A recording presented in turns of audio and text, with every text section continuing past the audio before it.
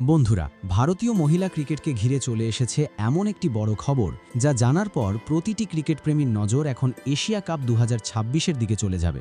কারণ women's T20 Asia cup 2026-এর জন্য ভারতীয় দলের স্কোয়াড ঘোষণা হওয়ার পর থেকেই দল নিয়ে শুরু হয়েছে একের পর এক আলোচনা।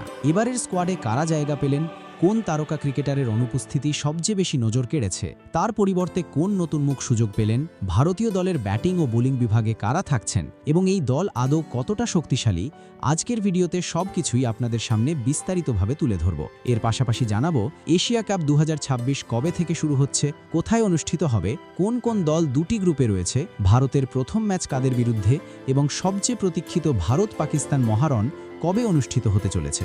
তাই ভিডিওটি শেষ পর্যন্ত অবশ্যই দেখবেন। তবে তার আগে যদি আপনিও আমাদের চ্যানেলে নতুন হয়ে থাকেন তাহলে ভিডিওটিতে এখনই একটি লাইক দিয়ে চ্যানেলটি সাবস্ক্রাইব করতে ভুলবেন না।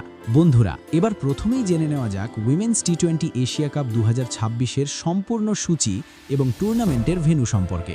এবারের এশিয়া কাপ শুরু হতে চলেছে 28 আগস্ট 2026 থেকে এবং টুর্নামেন্টের গ্র্যান্ড ফিনালে অনুষ্ঠিত হবে 13 সেপ্টেম্বর। অর্থাৎ টানা প্রায় 17 দিন ধরে এশিয়ার মহিলা ক্রিকেটের সেরা দলগুলোর মধ্যে চলবে হাড্ডাহাড্ডি লড়াই। এবারের সব ম্যাচ অনুষ্ঠিত হবে দুবাই ইন্টারন্যাশনাল ক্রিকেট স্টেডিয়ামে। দুবাইয়ের মাঠে রাতের ম্যাচে পরিবেশ এবং পিচের পরিস্থিতি অনেক সময় ম্যাচের ফলাফলে গুরুত্বপূর্ণ প্রভাব ফেলে। তাই প্রতিটি দলকেই নিজেদের ব্যাটিং, বোলিং এবং প্লেয়িং কম্বিনেশন পরিস্থিতি অনুযায়ী সাজাতে হবে। ভারতীয় দলের জন্য এই টুর্নামেন্ট অত্যন্ত গুরুত্বপূর্ণ, কারণ এশিয়া কাপের মঞ্চে নিজেদের পুরনো আধিপত্য আবারও প্রতিষ্ঠা করে ট্রফি জেতাই থাকবে তাদের অন্যতম প্রধান লক্ষ্য। এবার যদি টুর্নামেন্টের গ্রুপের দিকে নজর দেওয়া হয় তাহলে মোট 8টি দলকে দুটি গ্রুপে ভাগ করা হয়েছে। গ্রুপ এতে রয়েছে ভারত, পাকিস্তান, থাইল্যান্ড এবং হংকং। এই গ্রুপের সবচেয়ে বড় আকর্ষণ নিঃসন্দেহে ভারত-পাকিস্তান ম্যাচ।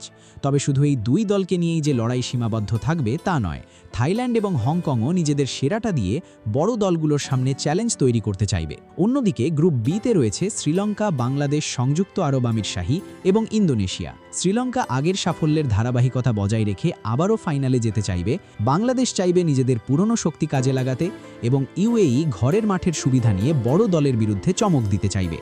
একই সঙ্গে ইন্দোনেশিয়ার জন্য এই টুর্নামেন্ট হতে চলেছে নিজেদের সামর্থ্য তুলে ধরার একটি বড় সুযোগ। গ্রুপ পর্ব শেষে দুই গ্রুপের শীর্ষ দুটি দল সেমিফাইনালে যাবে, ফলে প্রতিটি ম্যাচের জয়, পয়েন্ট এবং নেট রান রেট অত্যন্ত গুরুত্বপূর্ণ হয়ে উঠবে।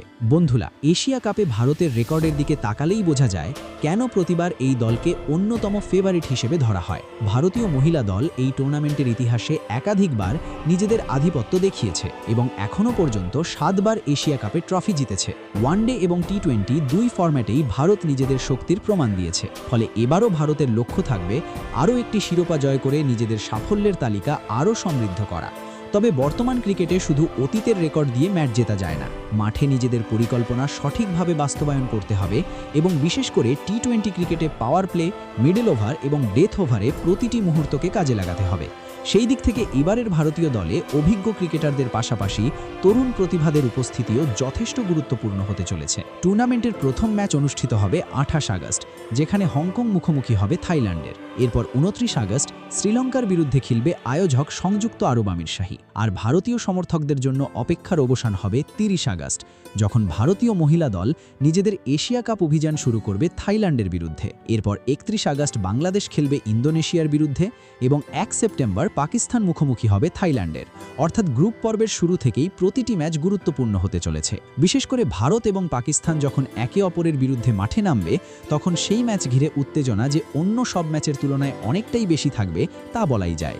বন্ধুরা, এবার আসা যাক ভারতীয় দলের সবচেয়ে গুরুত্বপূর্ণ অংশে, অর্থাৎ ঘোষিত স্কোয়াডে। দলের নেতৃত্বে থাকছেন অভিজ্ঞ হরমনপ্রীত কৌর। দীর্ঘদিন আন্তর্জাতিক ক্রিকেট খেলার অভিজ্ঞতা এবং চাপের মুহূর্তে সিদ্ধান্ত নেওয়ার ক্ষমতা তাকে দলের অন্যতম গুরুত্বপূর্ণ সদস্য করে তুলেছে। মিডল অর্ডারে দ্রুত রান করার পাশাপাশি প্রয়োজন অনুযায়ী ইনিংস সামলানোর দায়িত্ব তার উপর থাকবে।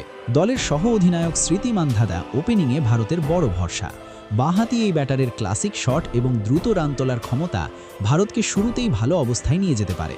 তার সঙ্গে ওপেনিংয়ে থাকবেন আক্রমণাত্মক ব্যাটার শেফালি ভার্মা। শেফালি শুরু থেকেই বোলারদের ওপর চাপ তৈরি করতে পছন্দ করেন এবং পাওয়ার প্লেতে তার দ্রুত রান ভারতের জন্য বড় সুবিধা এনে দিতে পারে। তবে এবারের স্কোয়াডের সবচেয়ে বেশি আলোচনা তৈরি করেছে জেমিমা রড্রিগেজকে নিয়ে। চোটের কারণে জেমিমা টুর্নামেন্টে খেলতে পারছেন না, ফলে ভারতের ব্যাটিং অর্ডারে একটি গুরুত্বপূর্ণ পরিবর্তন করতে হয়েছে। তার জায়গায় সুযোগ পেয়েছেন তরুণ প্রতিকা রাওয়াল। ঘরোয়া ক্রিকেটে ভালো পারফরম্যান্সের মাধ্যমে নিজের সামর্থ্যের পরিচয় দেওয়া প্রতিকার সামনে এবার রয়েছে আন্তর্জাতিক ক্রিকেটের বড় মঞ্চে নিজেকে প্রমাণ করার সুযোগ। অবশ্যই জেমিমার মতো অভিজ্ঞ ব্যাটারের অভাব ভারত অনুভব করতে পারে, কিন্তু একই সঙ্গে প্রতিকার জন্য এটি হতে পারে তার কেরিয়ারে বড় সুযোগ তৈরি করার মুহূর্ত। তিনি যদি এই সুযোগ কাজে লাগাতে পারেন, তাহলে ভারতীয় দলের ব্যাটিং লাইনআপে ভবিষ্যতের জন্য আরও একটি গুরুত্বপূর্ণ বিকল্প তৈরি হবে। মিডল অর্ডারে ভারতের অন্যতম বড় শক্তি হলেন দীপ্তি শর্মা। ব্যাট এবং বল দুই বিভাগেই দলের জন্য গুরুত্বপূর্ণ অবদান রাখার ক্ষমতা দীপ্তিকে বিশেষ করে তোলে। ম্যাচের পরিস্থিতি অনুযায়ী গুরুত্বপূর্ণ ওভার করার পাশাপাশি ব্যাট হাতে চাপের সময় রান করার দক্ষতাও দীপ্তিকে বিশেষ করে তোলে। উইকেট কিপিং এবং আক্রমণাত্মক ব্যাটিংয়ের ক্ষেত্রে রিচা ঘোষও ভারতের গুরুত্বপূর্ণ অস্ত্র। ইনিংসের শেষ দিকে দ্রুত রান এবং বড় শট খেলার ক্ষমতা ভারতের স্কোরকে আরও শক্তিশালী করে তুলতে পারে। পাশাপাশি জি কমলানির দলে প্রত্যাবর্তন ভারতীয় দলের উইকেট কিপিং এবং ব্যাটিং বিকল্পকে আরও বাড়িয়ে দিয়েছে। তরুণ এই ক্রিকেটারের সামনে বড় মঞ্চে নিজের সামর্থ্য প্রমাণ করার সুযোগ রয়েছে। অন্যদিকে ভারতী ফুলমালির মতো আক্রমণাত্মক ব্যাটারও মিডল অর্ডারে প্রয়োজনের সময় দ্রুত রান করে ম্যাচের গতিপথ পরিবর্তন করতে পারেন। বন্ধুরা, এবার যদি বোলিং আক্রমণের দিকে আসি, তাহলে ভারতীয় স্কোয়াডে অভিজ্ঞতা এবং তারুণ্যের একটি ভালো সংমিশ্রণ দেখা যাচ্ছে। স্পিন বিভাগে রাধা যাদব নিজের নিয়ন্ত্রিত বাঁহাতি স্পিন দিয়ে প্রতিপক্ষ ব্যাটারদের চাপে রাখতে পারেন। মিডল ওভারে রান আটকে রাখা এবং গুরুত্বপূর্ণ সময়ে উইকেট তুলে নেওয়া তার প্রধান ভূমিকা হতে পারে।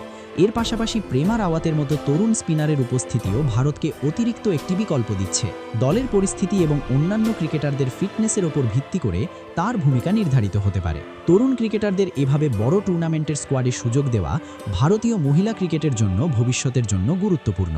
পেস আক্রমণেও রয়েছে বেশ কয়েকটি গুরুত্বপূর্ণ নাম।